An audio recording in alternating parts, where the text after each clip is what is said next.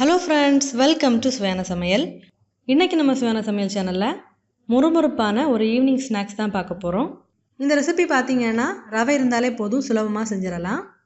வீடியோக்குள்ள போறதுக்கு முன்னாடி நீங்க இன்னும் சுவையான சமையல் சேனலை சப்ஸ்கிரைப் பண்ணல அப்படினா சேனலை சப்ஸ்கிரைப் பண்ணிக்கோங்க. கூடவே பக்கத்துல இருக்கிற பெல் ஐகானை கிளிக் பண்ணிக்கோங்க. வாங்க வீடியோக்குள்ள போலாம். ஒரு பாத்திரம் எடுத்துக்கோங்க.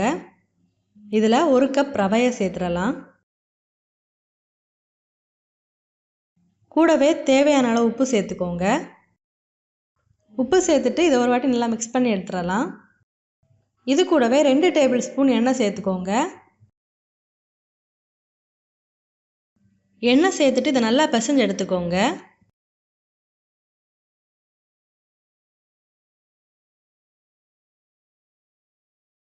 பாருங்க இந்த மாதிரி நல்லா பிசைஞ்சு எடுத்துக்கோங்க.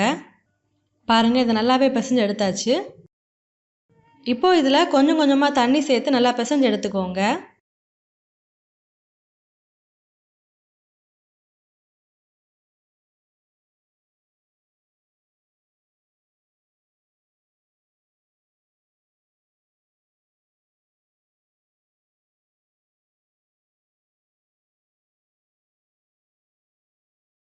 பாருங்க இந்த அளவுக்கு நல்லா சாஃப்டா பிசைஞ்சு எடுத்துக்கோங்க. இந்த மாதிரி நல்லா சாஃப்டா பிசைஞ்சு எடுத்ததுக்கு அப்புறமா இதை ஒரு 5 நிமிஷம் அப்படியே ஊற விட்டுருங்க. பாருங்க இது ஒரு 5 நிமிஷத்துக்கு நல்லாவே ஊற விட்டு எடுத்தாச்சு. இப்போ இதை சப்பாத்தி கட்டையால இந்த மாதிரி நல்லா தேய்ச்சி எடுத்துக்கோங்க.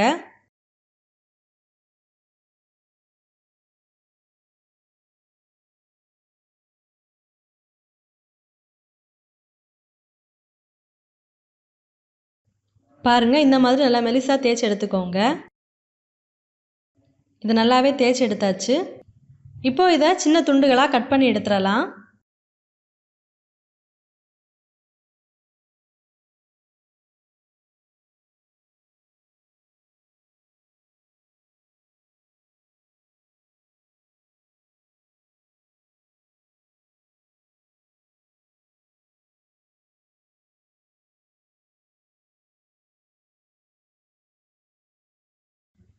பாருங்க சின்ன சின்ன துண்டுகளா கட் பண்ணி எடுத்தாச்சு.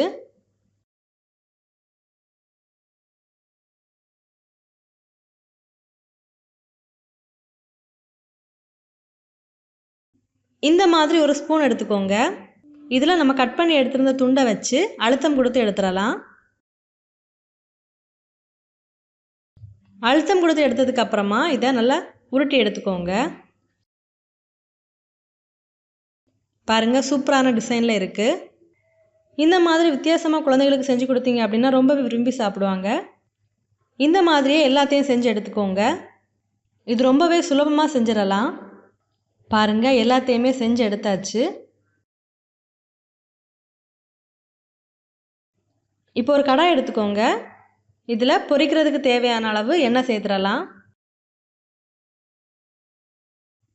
எண்ணெய் சூடாகியாச்சு. இப்போ இதில் சேர்த்துடலாம்.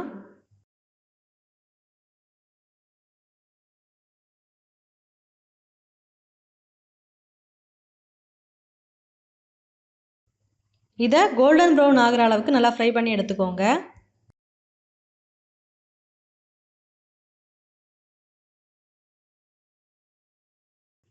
பாருங்க நல்லா கோல்டன் ப்ரௌன் ஆகியாச்சு. இப்போ இதை எடுத்துடலாம்.